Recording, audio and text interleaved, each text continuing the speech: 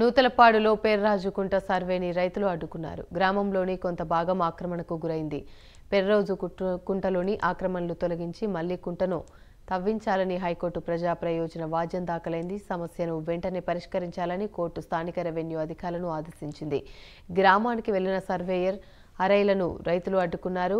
100 సంవత్సరాలుగా భూమిని సాగు చేసుకుంటున్నామని సర్వేను అడ్డుకున్నారని తీవ్రంగా అభ్యంతరాన్ని వ్యక్తం చేశారు. రైతులు తహసీల్దార్ కార్యాలయానికి చేరుకున్నారు. దీంతో సర్వేని తాత్కాలికంగా నిలిపివేస్తున్నట్లు తహసీల్దార్ సంధ్యశ్రీ ప్రకటించారు.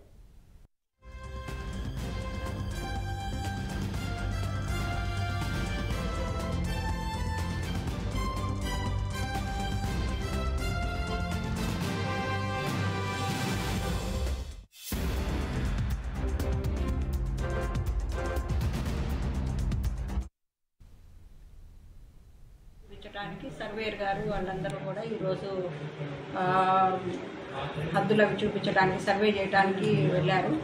దాని మీద భూమి మీద ఉన్న ఎంక్రోచర్స్ అందరూ కూడా ఈరోజు చేయొద్దని చెప్పేసి అభ్యంతరం వ్యక్తం చేయడం జరిగింది. అందువల్ల ఇప్పుడు ప్రస్తుతానికి ఆపేసాము. అది తలా 30 సెంట్లు ఉందండి భూమి, తలా 2 క్వింటాలు శనగలు అవుతాయి. అది ఆధారం లేకుండా చేయాలని చూస్తున్నారు. ఏదన్నా న్యాయం చేయండి. 50 మంది రైతులు ఉన్నాం, తలా ఖర్చు ఉంది.